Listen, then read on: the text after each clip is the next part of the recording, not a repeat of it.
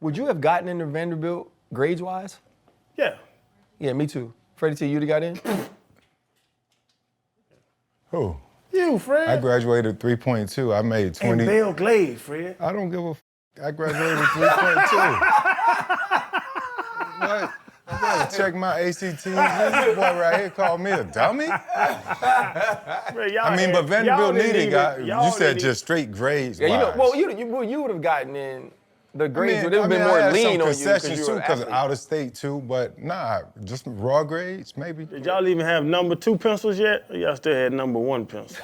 This man. Yeah, the big joint. Yeah, the big ones. The big ones. That the kindergartens use to get their grip. Yeah, he had the big ones. Because you was privileged, Mr. Private School. I'm from Decatur. I ain't gonna lie, I went to private school, I'm high from school Decatur. too. Hey, you see? Magnet actually. I went to private high school. It's actually What's called up, guys? Magnet. How you guys doing, huh? What's up, Man, you got bro? black eye? Good to see you guys. Good to see you guys. Man, you been in You a guys enjoying fight? your time? Oh, dude, I've been in a fight with the ref. How you guys doing? Doing good. Good to see you All right, guys. now. Hey, man, what happened, man? Bad play, threw an interception, come back. The ref darts a flag, smacks me right in the nose. My nose is broken right now. And the black eye just came with it. Shut up. Yeah, dead serious. Ain't nothing wrong with a war scar. It's I called know, scar, it's though. the story just sucks. You know? It's like, I gotta come up with something better. I haven't thought of anything better yet. Did you guys get to check out the facilities a little bit? Now, we just walked through, we went through the bottom, so we basically just saw all construction. Oh, yeah. You know what I mean? But my son was actually recruited here, and he strongly considered coming here, so we got to see everything, but it was a while back, though. So none of the new What stuff. position you play? DB. Oh, nice. Play DB, man. Yeah, our DB coach ain't too good, so don't let him come here. I'm just kidding. Oh, yeah. I always give him some shit. Y'all was garbage when I was coming out. Hold up, limitless. Take a stomach cap, pinning it. I fought the head to witness it. Got my people feeling militant. Way I'm feeling got me up. On the mission got me up. Knowing me, I got the key. Only vision I can trust. Trust, limitless. Take a stomach cap, pinning it. I fought the head to witness it. Got my people feeling militant. Man, Diego Pavia, man, welcome to the show, man. Really excited. Sit down, chop it up with you. This is Channing Crowder, Fred Taylor, Ryan Clark, Pivot fam. Thank you for pivoting with us. I mean, Appreciate you guys for having me too. I remember first seeing you, pop onto the scene. I remember hearing you say, you know what, I'm going to be the best player on the field. I'm going to be the best player in the SEC, and I think that's come true. I want to take it back to like less great Diego Pavia time. Talk to me about your first big-time start at New Mexico State. What was that experience like, feeling like you were ready for the bigger times after junior college and being humbled in your first start there? Oh, yeah, I remember that day like it was yesterday. I mean, it was like, obviously I went JUCO, won the national championship. You're kind of like on top of the world, you think you could conquer anything. But I didn't have any offers, and then Coach Kill took a chance on me. I remember that day, and it was like, I just got out of a workout, and I got like 7 missed calls from Coach Kill. I'm on the freeway, and I'm looking, you're not supposed to look at your phone. I'm looking at my phone, he's like 7 missed calls. I literally pull over, call him right back, because I knew he was about to offer me, Call me, offered me, and it was my first FBS offer. Right. And Coach Prime offered me at Jackson State, but he was so real, he was like, hey, look, we're looking for a backup. You ain't playing over my son even if he gets hurt. I'm like, at least he's real, Yeah. So took the offer to New Mexico State, thought I was ready that first game, 3 turnovers, and it was like I got replaced, and then I was like in and out of the lineup, and I was just like, what's wrong with me? And I went back home because my brother's best friend died, and they're like, hey, like everyone was just like, what's up? Like you ain't playing like it's you. And I was just like, I don't know. Like I love the game, but it's just not flowing right now. And they're like, bro, just next time, just like do whatever you want. Just like play like Yaffle days. Yaffle's like our youth athletic football league back home. And I was like, shit, bet. And we were literally 1-5. I got our first string. Me and him were at the lineup. His name is Gavin. He got hurt. Or no, he didn't get hurt. He wasn't playing too well against UMass. At halftime, they're like, hey, Diego, you're going in. And I was like, all right. I run to my locker. I text my brother. And I was like, it's over with. Text him that. Go out there. We're down like 17-3. Come back, beat them like 31-24. And then we went from 1-5. and we ended the season 6-6. So we won, and then we had Missouri. So like we were supposed to lose to Missouri, but we ended up 6-6 that year, and ended up going to a bowl game for the first time in like 15 years at New Mexico State. And then the next year we had a 10-win season, like the first one since like, I don't know. First one in 60 years. Yeah, first one in 60 years. A long time. Yep. And then obviously I got here and people didn't. And when I hit the transfer portal, no one wanted me. It was like, you could go to, my biggest offer was Washington State. No disrespect to Washington State. I thought I was better than that. My whole coaching staff came here to Vanderbilt. What was the And- conversation like with Coach Kill when he got here then? Yeah, well, when he got here, so I committed to Nevada, and I was like, because they wanted me to go back, at Vanderbilt, obviously, all academics. In order for me to get into Vanderbilt, I had to go back to New Mexico State, take 21 credits in the spring, pass all those credits in order to come here. So it's like, if you don't pass those credits, you ain't playing in the fall, you know? And I was like, so I committed to Nevada, and Coach Kill's retired at the time. And Coach Beck is like, no, like, I call him and I'm like, hey, dude, I appreciate you for everything. I'm committed to Nevada. He's like, no, I'm gonna have Coach Kill call you. Coach Kill calls me like 3 minutes later, and my mom's in the room too. And he was like, hey, I've been on a boat in Mexico. I've been drinking some margaritas, but I haven't told anyone. I'm going to Vanderbilt too. You're coming with me like I've been telling everyone else. I was like, all right, like, you're right. I gotta go. You bet a chance on me. Yeah. And so like, I feel like I'm a loyal dude. So like, you took a chance on me coming from JUCO, New Mexico State, with this opportunity. It's in the SEC. I'm gonna take it. Hey, so well, you got here through nepotism, be honest. 'Cause Yeah. your coach kind of brought you along. That's fair to say, yeah. You weren't playing. So now playing at a Heisman level, which you going to New York. Yeah. We don't know what's gonna happen. Yeah, I seen yeah. second number, you know, all the betting lines and all Right, that right, stuff. yeah. But you're one of the top 3 players in college football. Being that, knowing what that took and the level you playing at now, why were people passing on you? I know you've talked about your height and size, but through New Mexico, through community college, then New Mexico State, like you were doing something that wasn't what the hell I've been watching at Vanderbilt. You know what I'm saying? That's what I was thinking. I was like, dude, I can win wherever I go. I just need a chance. I just need an opportunity. Still, the NFL as well. Just give me a chance. I just want an opportunity. I can show you that I'm gonna play. You know, and that's just who I feel, who I am deep inside. I'm a true competitor who I don't want, at all costs, I'm gonna beat you out. It don't matter who you are, what you do, where you came from. I'm gonna win.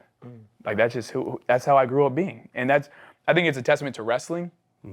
Wrestling's a true one-on-one sport. It's like he's better than you. If you lose, he's better than you. Getting choked up. Yeah. Oh, you know Walter White or Jesse Pinkman? Breaking Bad. Oh yeah. That's the only Oh, thing yeah. I know about Walter White. Albuquerque. Okay, yeah. The only thing, I ain't even know y'all played football in Albuquerque, bro. But you're a dog, man. You're a real player. When did you realize like that you was him, bro?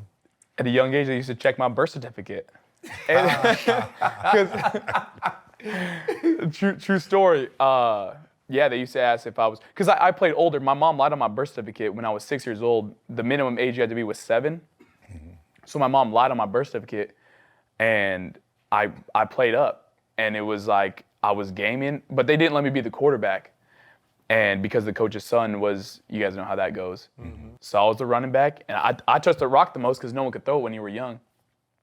And I would just like schooling, I'd run right, run left. And then when I was like 5th grade, I think I went down to my own division. And it was just like raps. People, like it was just a murder. And we used to draw up plays, and our coach used to tell us, hey, give the ball to this guy, give the ball to this guy. I'm keeping that thing, you know? I'm running my own plays in Yaffle, taking off with it. And then on punt returns, I was a punt returner too. I used to tell everyone, hey, I'm a go right. Even if it's open, even if the lane is open, I'm coming back all the way. And this way you could do the crackback block. And it used to be parents on the other sideline yelling, coming to get their kid. And dude, that was some of the best times I've ever had at playing football. You know, was when those hits were legal. And I got cracked too. I'll admit. You've kind of brought that to Vanderbilt though. That style of play, that level of fun. You've made Vanderbilt one of the most fun teams to watch in college football. Right now, you're sitting outside of the college football playoff, though. Why should Vanderbilt, with 10 wins, 10-2, only losses to Alabama and Texas, why should you guys be in? Well, I think if everyone was, you took all the labels off of all the teams that are getting into the playoffs, it's a no-brainer. They'd select us, no problem. But I think just because we're Vanderbilt, they still think of the old Vanderbilt that what it was before. They don't want to take us because, in a sense, we're not big enough or something like that. We don't have a big enough, I don't know, we're not like a Texas or an Alabama. That's the only case I got. And it's disrespectful, but you line us up against anybody, we're the hottest team right now. Coach Lee even said it. He said, we'll go play Notre Dame, Miami, anyone who wants to play for that college football playoff spot, we'll play you this weekend. That's a perfect segue because I was going to ask you, coming to the SEC, I'm sure you would probably consider this the best conference in all of college football. I think it's 7 teams ranked in the top 14. Is it fair, though, that you guys beat up on each other while you have, like, the pancake leagues don't play as much competition? That's what I'm saying. Like, it's a 12-team playoff. Put every team that's good. This G5 team, if a G5 team wins it, I would donate whatever I got in NIL back to that team. I would do that if a G5 team ever wins it. But like, that's no hate to them because that's why players move up, go to the SEC, go to the Big Ten. But the SEC is the hardest conference, point blank. And I think you're a 10-2 in the best conference. Everyone else who's 10-2 in the SEC is going. Like, why? It just don't make no sense. And isn't that going to hurt your Heisman? Because Mendoza's playing, Indiana's still playing, Ohio State's still playing. You chilling. That's what I'm saying. I don't know. I just need an opportunity. That's all we want. And that's why Coach Lee said, too, we'll literally play this weekend. We just need 2 days preparation. We'll be ready to go. So, for you, man, it's Alabama. They're number 1 last year. They're coming off a big win against Georgia. At that point, it's like, yeah, we hearing a little buzz about Vanderbilt and this little small quarterback, but we don't really know. Yeah. And then it was like that weekend, it was like, oh, wait. Not only is Vanderbilt the real deal, but this dude is the real deal. What about that moment do you remember most when you were able to announce yourself and your school to the entire college football world? I remember going into it, obviously everyone's stoked to play the number 1 team in the country. You want to see how good are you. And I remember walking up, I was a captain that game, and these dudes are laughing. They're thinking, this shit, cakewalk, FCS team. That shit even brought it out more, and it was like, we gonna see. Mm-hmm. And I remember it was just lights out, punch them in the face, bow, bow, bow, bow, and they just couldn't take it for 4 quarters. That game, no one was stopping us. We were nice. I mean, we still are. You kept it real simple, though. We still are. Nice. What about personally? Because you said when you reclassed to 5th grade, you knew you was that dude. Yeah. When did the nation know you was that dude? Or when did you feel that, like, you couldn't go nowhere? Like, Diego meant something to the world at that point. I wouldn't even say it happened last year. I think it's still like happening in progress, And obviously, I don't feel like I feel like the normal human. I feel like, shoot, I was in JUCO the other day. I ain't shit still. But like maybe to the world, they thought maybe I'm kind of arrived in a sense of way. When I think we were 6-1. We just beat LSU. I think maybe that was a transition where it started to really rumble and keep going. Who'd you beat? Y'all wore LSU. What'd you say you wore LSU ass out? That's what I saw that game. Hey, we almost ain't come. hey, when they asked me, I was like, shit, I really don't want to do it like that. He good player. Hey, man, I saw, obviously your relationship with Theo Vaughn. Oh, yeah, that's my dog. He's supposed to be an LSU guy. Obviously, now he's a traitor. Has he ever made good on the Tate McRae date, man? He's being selfish, bro. No, I'm just kidding. He's trying to help me out. I don't know if she's seen it. She was on tour during the time, but I mean, I would still take her out, But I don't know what she likes.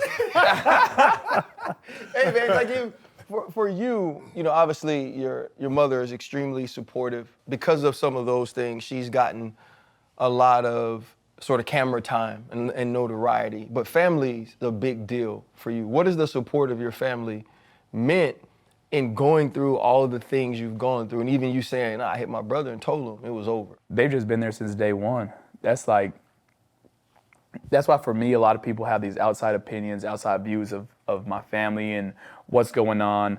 For me, that's all I got. Even when I was in contract negotiations last year, like I was trying to tell Bart and our GM, like this literally my family, God, family, football is all I got. That's the only thing that's really promised right now for me. For them to come to my games, I feel like they can go and act however they want, in a certain way, you know what I mean? Not be disrespectful, this and that. But yeah, everyone's gonna have their outside opinion, but dude, those people to me are the most important people in my life. My mom always had my back. She paid $427 for me to walk on to JUCO, and this is where it got me. You know, without her, none of this would happen. And I just think that my family's so close-knit, it's like ride or die, got your back regardless. Like, it could be 40 people wrapped around us trying to fight us all, and we all stand back to back and knock them down one by one. And that's just who we are. We hear a lot about NILs, right? I've never heard it framed as contract negotiations, which that just blew my mind. Like, we're in totally different time. But you said your mom and your brothers have your back. Talk about these guys in the locker room. We hear a lot about you here at Vandy, but your teammates, like, what would you be without them? Nothing.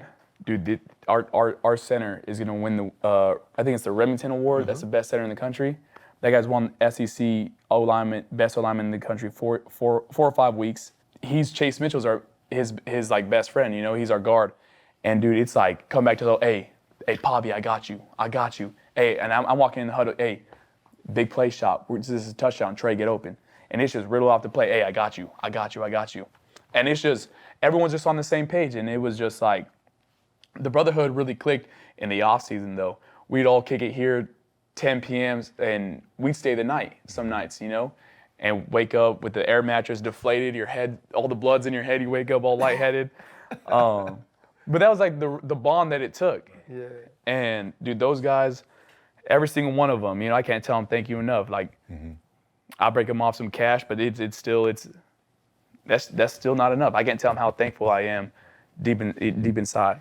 I break them off some cash. In different world. It's different around here. Different world, man. And I told him too, I said, hey, I win that Heisman, Rolex, all of them. Bro, we used to rotate buying chicken thighs for Sunday. I swear, because the training table wasn't open on Sundays. We had to get together money to go buy chicken thighs on Sunday. You breaking off people's Rolexes, it's crazy. I want to ask about your family because you could tell y'all are very tight. And RC asked about like it's negative attention. Your brother got locked up. And then your mom thing wasn't really negative. Your mom's just an attractive woman. Yeah. And people would, you know. And you would think too though, that you would age out of that. You remember like the homeboy that had the good looking mom in high school and you'd be like, hey, Jerry, your mama gonna be home? And like you try to go over there. I thought like once you got to college, bro, it would be over. Theo's made it worse. I think it's just social media nowadays. They just clowning, you know? But with that, what's the saying? With great power comes great responsibility. That's right. It's on everybody now, all the Pavias. Yeah. You know what I'm saying? Have y'all had that conversation where did you, and I don't want to say you checked your brother, but did you like tell your brother like, bruh, tighten up? I for sure told my brother like, hey, like, you know, because sometimes like a scout came in and he was like, hey, what's up with his brothers? And obviously I don't want it to affect me, and he don't want it to affect me either. And he's since the first game is the one he got locked up at, and I was like, hey, like I need you to, you know, stop. And I think they were being a little bit unfair at Tennessee. He was just waving his flag, and they took him for intoxication. Everyone's intoxicated in the damn arena. Like, yeah. You know what I mean? But yeah, I've had that conversation with him, sat him down, but this is the only thing that I've told him as well. The only game that he was sober was Alabama and Texas. And we're 10-2. Get you a shot, bro. Sometimes you gotta sacrifice, dog. You know what I'm saying? Sometimes you gotta sacrifice a little bit. Nah, no doubt, man. For you, you know, you go through all these things and you're finally in this place. where people are starting to praise you, where you are the guy talking to College Game Day prior to the game. How did you stay humble throughout that process to remember everything it took to get here? One thing I do yoga and grounding, and it was just like it would bring me back to earth. You know, obviously I'd live on a high. That Saturday night, probably couldn't sleep till like 3 and 4. Sunday we'd have film practice, still kind of riding the high of the game. And then Monday I'd do the yoga, do my grounding. After that, transition, reset, take the guys probably out to eat or something. But I think hanging around the guys is what reset me. It was like, hey, mission focused, and it was just kill at all costs. And that's where I really got it. What do you like after a loss? What is Diego, like we see you after the win, right? We see you hype, we see you telling everybody how great your teammates are, how great you are. What was it like after Alabama and Texas? Because you understood being at Vanderbilt, 10-2 might not be good enough to make the college football playoff. You're almost playing like that old school ball where you got to go undefeated. What was the mood like for you then? After the Alabama game, I was kind of like, what happened? You know, it felt like a blur almost. And the reason I say that is because you at Alabama, you take a bus like an hour away because your hotel's an hour away. And I woke up, I'm like, all right, I'm gonna take a 30-minute nap, wake up 30 minutes before, because I like to see the scenery, the fans, everyone going down, like the hatred, you know? I'll wake up, I'm in the stadium already. I'm like, oh, so I kind of delayed the process. No excuse, they beat us fair and square. But it kind of delayed the process. I wasn't able to throw the ball pregame, and it was just like, I didn't feel like me that day. And I was just like, what happened? So my feet were off the whole game. I wasn't making the right reads. My mind was slow. So you kind of put the Alabama loss on yourself? Sure. Oh, wow. For sure. I put all losses on myself because at the end of the day, if you don't score on every drive, you leave it to chance, you know? And then the Texas game too. Everyone thought I had a good game too, but it was like now it's back against the wall. And we kind of knew that, and I knew that going into the second half. We're down like 17 or whatever, and it was just like back against the wall, you better go throw punches. And we almost got that onside kick recovery, but ever since then, it was like if you want a chance, you're back against the wall right now. You cannot lose at all costs. And you know, right now we're 10-2, so. What's the most adverse moment you had to endure this past season? I would say maybe that Alabama loss. That was big just because it almost feels like a rivalry for me because they thought it was a fluke the first time and they got us the second time.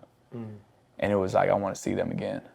And I still do. And that's the biggest reason why I wanted to get in the playoffs because I felt like I wanted to see them again the most. So if you had an opportunity, Heisman or college football playoff shot? Playoffs.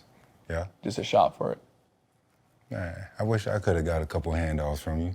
I love your demeanor, your attitude. You like going to war with you got to be easy. Not war literally, but going out to play with you got to be easy. How did you grow up? Because I always say, when I see the non-black dudes with the temp fades, it was something, your speech patterns, you know, in this conversation and just other conversations I've seen you talking. Like, bro, how did you grow? Was it Albuquerque? What was your upbringing? Because it seemed like you might have been it might not have been a silver spoon situation. Definitely not a silver spoon. I grew up single mom, 2 older brothers, younger sister, and it was, Mom had to work 2 jobs, had to take on some debt to go back to school to become a nurse. Grew up in the hood of South Valley, really. Obviously, you heard of like Murderham and things like that, but we're up there per capita, and it's just, I think it's gotten better, but I also haven't been back home as much, so I really don't hear about the news going on back there. But yeah, it's a dangerous spot. Like my brother, who obviously got arrested and stuff, he's faced almost death. You know, he's gotten stabbed 7 times, and he's a warrior, you know, and that's how like the mentality is back home. It's just a warrior mentality. Like you might not live for tomorrow. Yeah. How do you flip that to be here in Nashville? You know, I think a lot of times people point to the African American athletes, right, because they feel like we come from neighborhoods and situations to where you don't necessarily have to learn to assimilate to being around other people, more fluent people. This is Vanderbilt, man. Like the highest of education you're gonna get in the Power 4 schools, right? They expect you to be a certain thing. So how was it for you adjusting from being from where you're from, seeing what you've seen to being here? It's different for sure. But like, I think just being at Vanderbilt, you learn about so many people who are like up there. You think about Vanderbilt, there's somewhere one phone call away, hey, yeah, I know the owner of the Vikings, the Dodgers, the Yankees, the this and that. And then like this weekend, me and a few linemen, the 2 tackles, we're going to Vegas for the UFC fights. Like, dude, I'm from South Valley, New Mexico. You know what I mean? It's like, sometimes I take a step back, I'm like, damn, you know? Like, it's a good moment. But, like, I know how to put on the suit and tie and play my part when I need to. But when it comes to this football stuff, this is all I got. And it's just mission focused. They ain't going to take me in the NFL if I lose and go 2-10, you know? So it's just that mentality switch. I feel like I got a real switch to turn it on Saturday. And, bro, everybody talks about the NIL, talking about giving it's pain is giving these young dudes a bunch of money. Right. But being, like you're saying, being from a tough place, how has the money that you gained as a collegiate athlete changed your family's life and outcome moving forward? It's changed for life. I don't, what I get from our people, I don't spend $1 of it. It's all in my mom's name. And so she's got all of it. We invest it, and we do some real estate. We do some house flipping. And, dude, this is So smart. Yeah, it's the best. It's such a big blessing for me and my mom, because she just works for fun now. You know, like she ain't got to work no more. Just for all of us, you know. It's and I got a little sister too. But I don't want my little sister to think just because she's got money that she can be taken care of for life.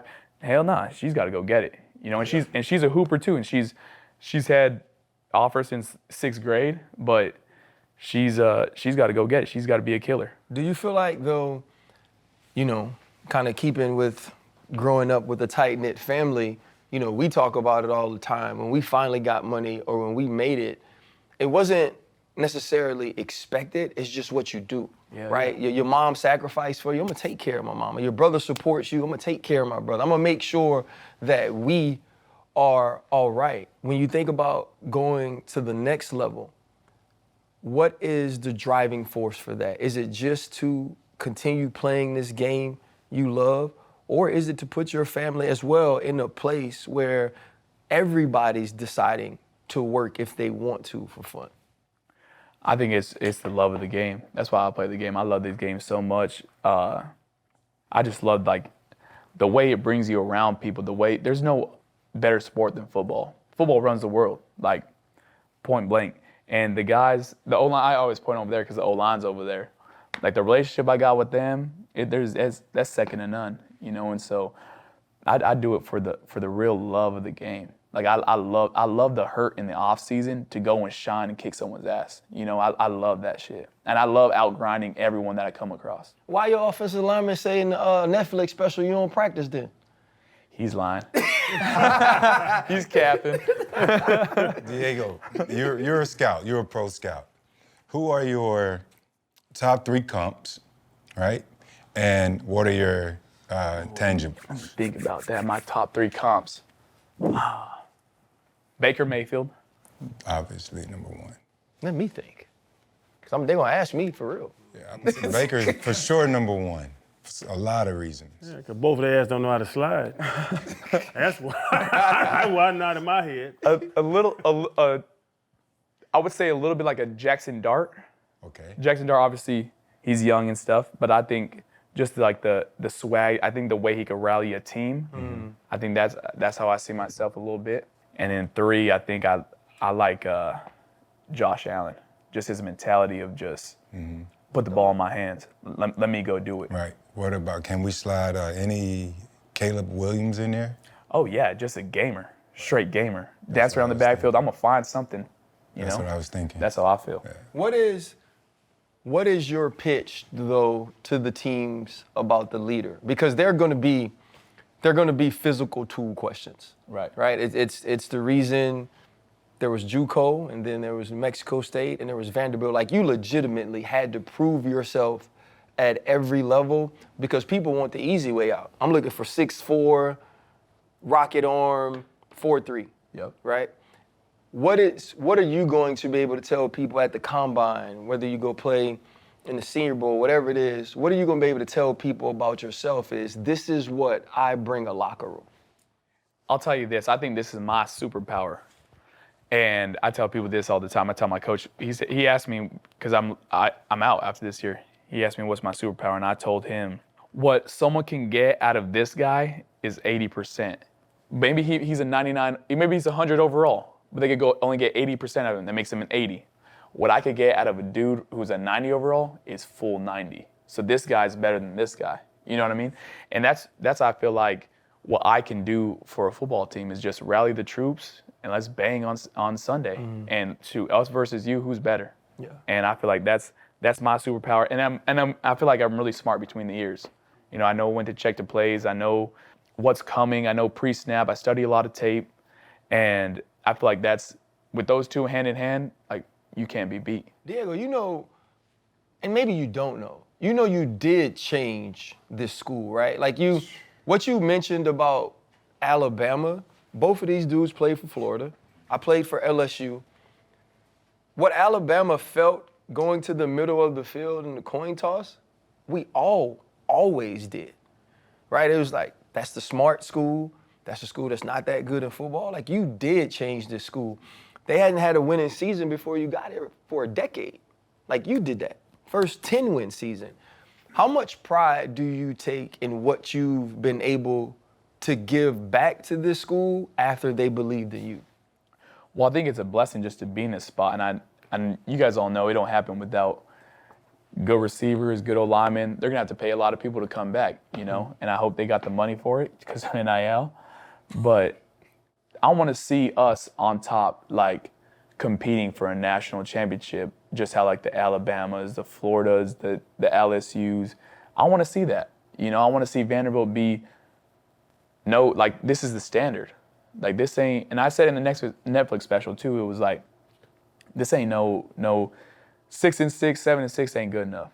Like, that, you got to make the playoffs. Like, that's the standard. You know, at Alabama, if they don't make the playoffs, Kalen DeBoer gets fired.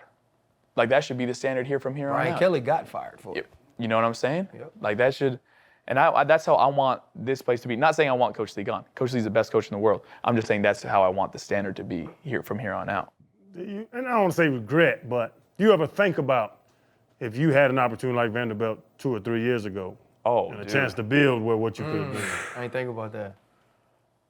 Oh my gosh, I think about that all the time. If they would have just recruited me out of high school or something, I think about that a lot, actually. And I just think about what I would go ask for this year going back up there.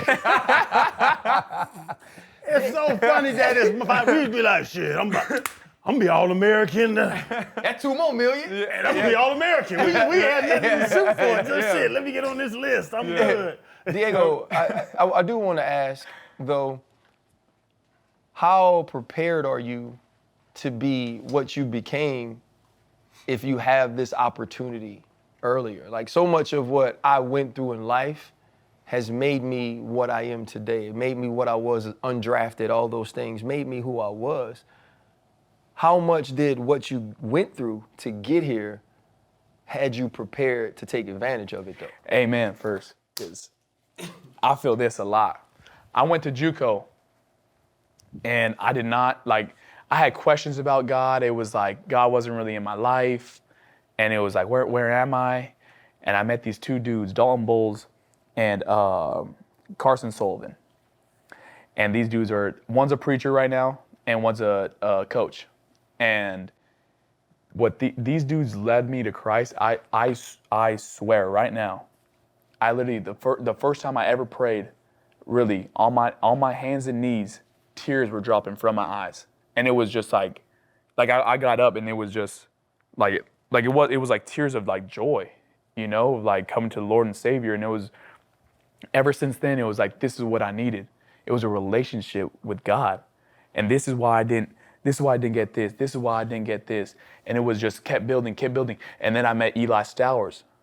Eli Stowers, like, I don't want this to be weird or anything, but he's a Christian. He don't have sex. He don't drink. He don't smoke. He don't do anything. He stays in the house. He's got a girlfriend. Like, this dude is one of the, I wouldn't say perfect Christians. No one's perfect, but this guy's right there. And it was like, that's why he came to New Mexico State. that's why I'm with him here at Vanderbilt. And it was just like, dude, Christ is real, and this is the reason why I am here right now. That's amazing, man. Yeah. So he sprinkled some of that Tim Tebow on you. Oh yeah, but he did the tight end version. That's just like me. But no, that's like how I was. Seriously though, I was just messing around with that. How often do you like pinch yourself? Because like RC was saying, your journey, man, a lot of people would have probably given up a long time ago, but you continue to persevere and push through. And like everything that you've gotten, you're a Heisman candidate, bro. Crazy.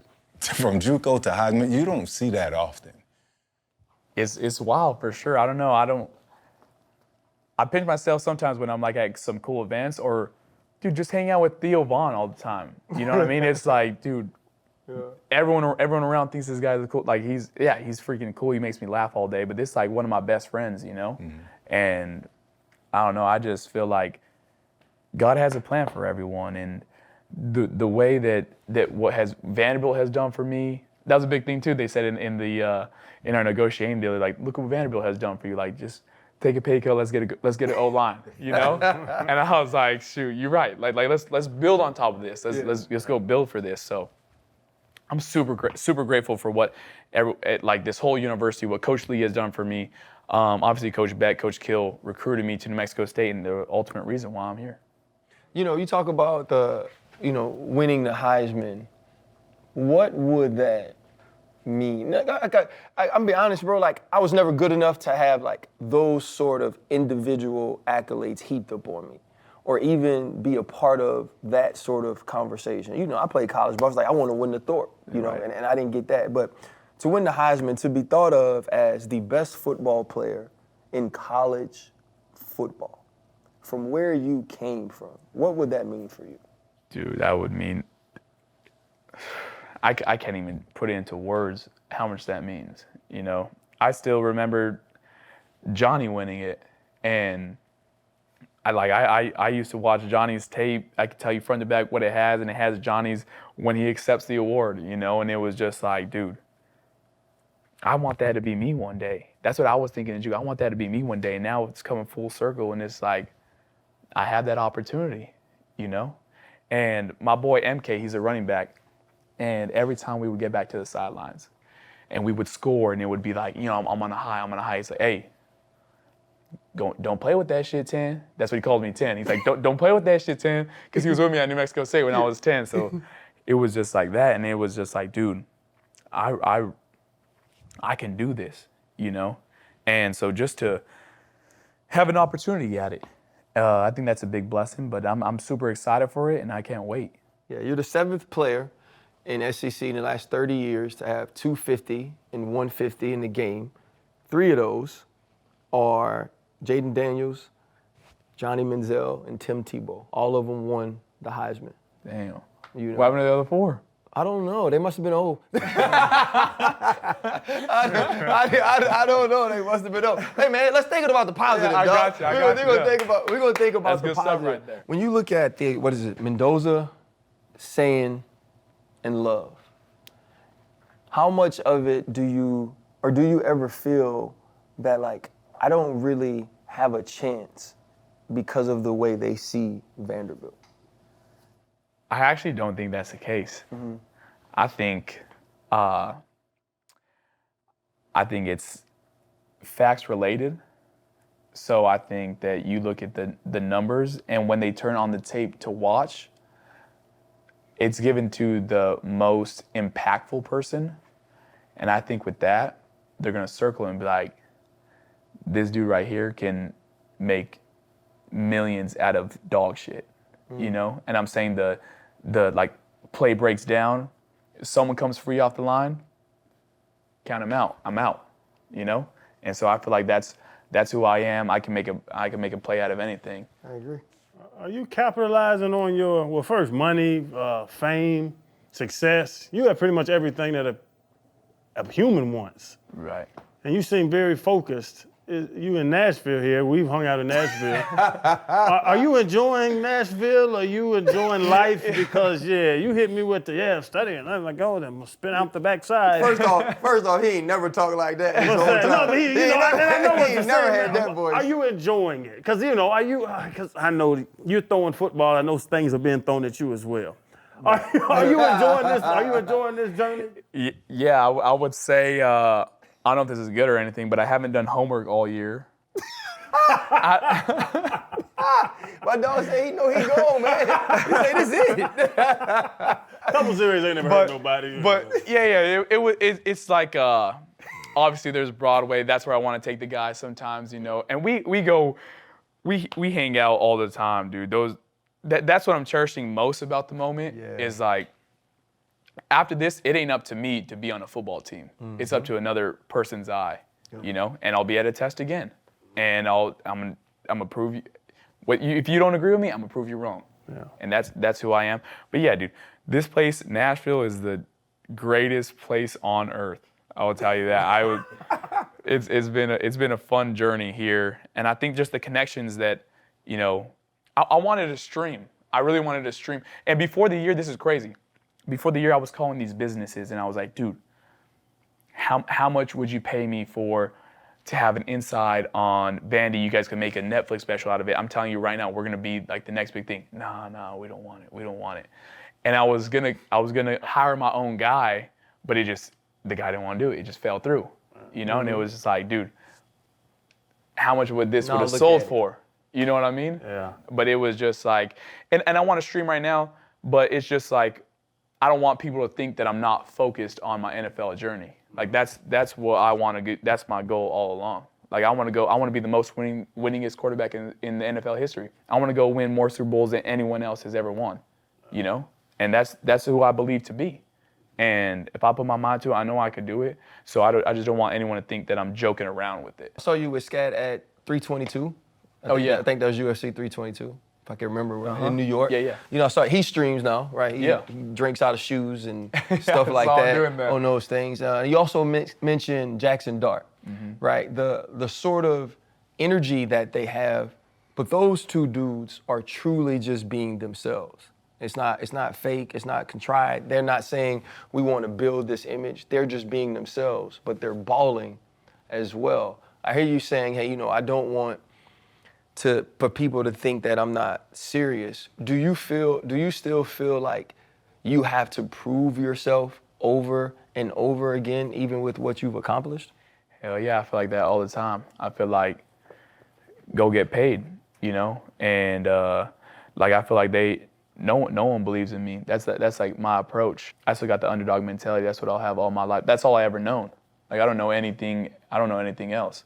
And like to this day, you tell me I got 10 reps, I'm doing 12.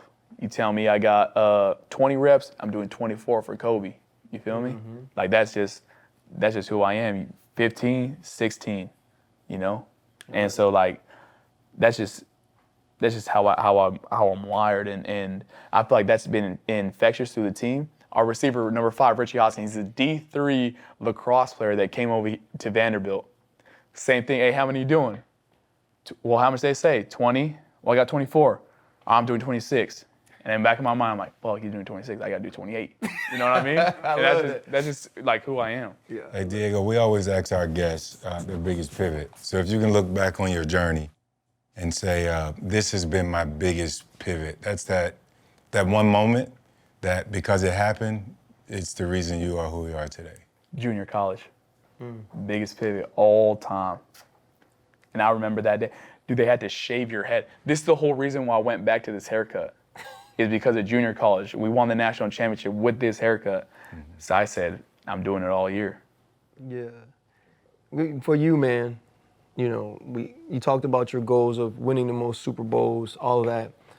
When people step onto this campus from now into forever, they're going to talk about Diego Pavia, and they may be saying Heisman Trophy winner, Diego Pavia. What is it, what legacy, what memories, what stories, what is it you want to leave at this school when you walk off the field that final time? I don't know. That's crazy to think about. That this would be my last ride. You know, just put in that work. You know, and everything will come to fruition wherever you believe in. I think that's why everyone has that vision. God gives you a vision for a reason because you could accomplish it. If you could see it, you could do it. You know, and so, and for me, it was how am I going to tilt that field our way? How am I going to tilt that field? And it comes through a process of work and everything, and that's behind the scenes that people don't see. But it was just, how am I going to tilt that field this year? I was going to ask you, you know you're going to have to learn how to slide sooner or later. Seriously. Like you brought up Jackson Dart. If you are cool with him, tell his ass he needs to learn how to slide. Y'all, boy, them boys start hitting at that next level.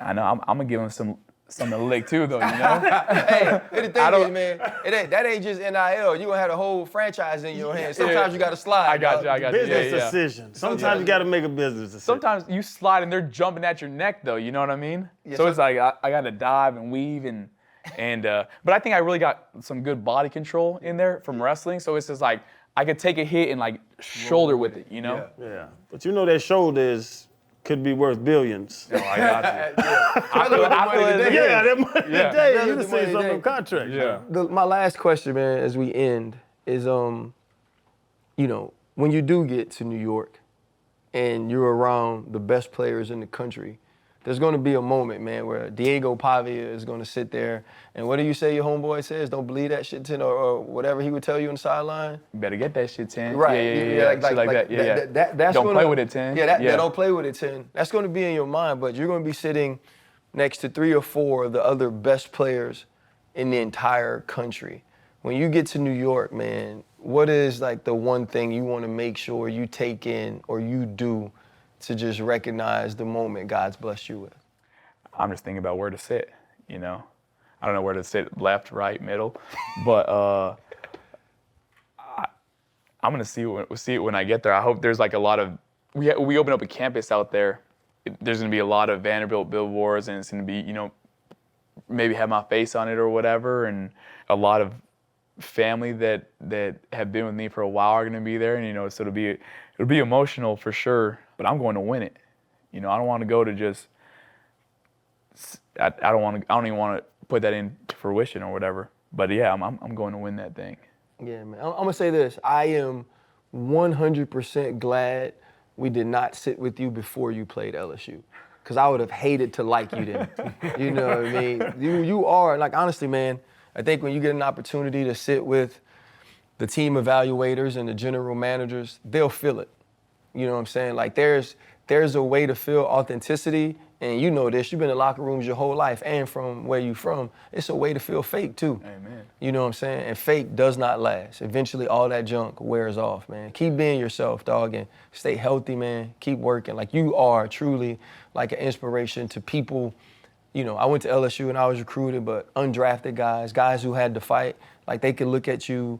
Dudes who don't get recruited could look at you and say, hey, man, if you keep working, good things can't happen, especially through Christ, man. So I appreciate you. No, I appreciate you guys. Thank you guys No for doubt, having man. me. Thank you, dog. I appreciate you guys. Where'd you wrestle at? Yeah. What was your weight class when you wrestled? I went from 138 to 195. 138. in high school? Hell yeah. Like all the way up to 195.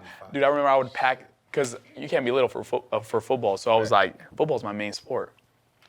I would whip up 7 peanut butter and jellies in the morning. Right. And then, like, my home was like, hey, let me have one. Fuck no. You're like, you ain't make your Yeah. And then they came out those Uncrustables. Yeah. I still eat them Pack now, those. actually. I'm sad. Yeah? They'd have them one night countdown. Yeah. You know, a lot of people Countdown, told man. Lamar he might have to change positions. Yeah? If the scouts asked you, would be willing to change, what would you say? Just give me a shot at quarterback first. Mm-hmm. But I'm willing to help the team wherever. Like kind of how Julian Edelman did. Yep. Yeah. I feel like I could get crispy on my routes. You guard me? Nah, not no more. Okay. Hey, you got me now. You got me now, man. I shit you not, in the off season, I'm running routes with the DBs though. Mm-hmm. You know what I mean? Because like, there's not too many people who really put in that work. You know what I mean? Who like really dedicated. And our Rando, he wears number 2 too, and he would be out there back playing with himself, and he has his homeboy with him backpedaling. They're just doing drills. Shit, bring that shit on. And it would help me with my cuts too. You know what I mean? So I'm giving them routes in 6 in the morning. He's like Jules. Huh? When Julian pulled up his rookie year in New England, nervous wreck, wanted to be perfect, great confidence, the whole deal. Then he kind of found his stride, man. Yeah. I mean, the thing is, for you too, bro, you've been in so many different new environments. You know what I mean? Like that was the difference between us. Like when he got to Florida, he was at Florida. When I got to LSU, like adjusting to the environments in different locker rooms will be huge for a quarterback because you could deal with everybody. Right. You know what I'm saying? Like you play safety, like honestly, you talk to the DBs, talk to the defense. Like for you, getting everybody to be like, nah, man, like he a dude. Yeah, exactly. You know, because you getting in the league, cats make so much money, they act how they want to act. Yeah, exactly. You know what I'm saying? Is that probably the hardest thing? Well, no, it's just like, you know how, like I used to always tell my kids when they were going to college, I was like, look, it ain't the 13th grade. Right. Right? Like it ain't gonna feel like the next step of high school.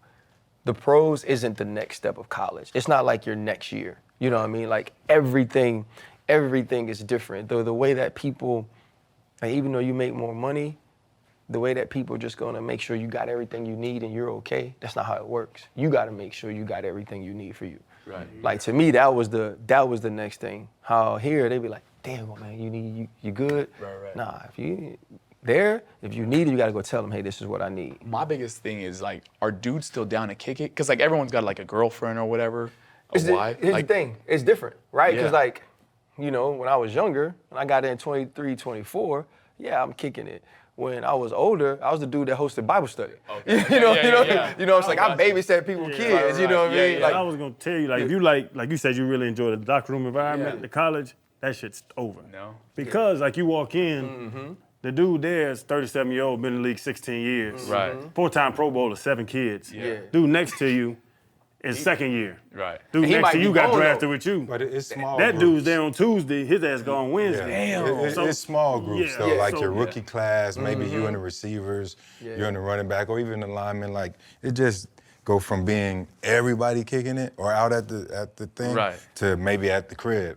Damn. You know, playing the Madden or the cars or something. You also gotta realize this too though, bro. Like I would literally in a day, like unless we sat next to each other when we ate, I would never talk to you. Like, so we go to the meeting, you do team meetings, you break out and do what you do all day, I break out and do what I do all day. If you're the starting quarterback, you're on the field and I'm on the sideline. And then vice versa. So like if we don't actually have a relationship in some kind of way, like I don't never get to interact with you. Damn, so you really don't even know really your teammate. Yeah, it's dudes, it's like dudes like who names, like, Who we just talked to, Bain. Yeah. We just had Desmond Bain on. Yeah. Bro, so about this. All these lockers are filled. The next day, 50 motherfuckers is gone. It goes from 90 to 50. 50. Oh, yeah, 53. 53. It goes from 90 to 53 overnight. Yeah, dog. It's That's wild. So, hey, man, where Terrell at? Texting. Hold up, limitless. Niggas to me, got pinning it. I fought the head to witness it. Got my people feeling militant. Way I'm finna get me up. On the mission, get me up. Knowing me, I got the key. On this vision, I can trust. Limitless. Niggas to me, got pinning it. I fought the head to witness it. Got my people feeling militant. Way I'm finna get me up.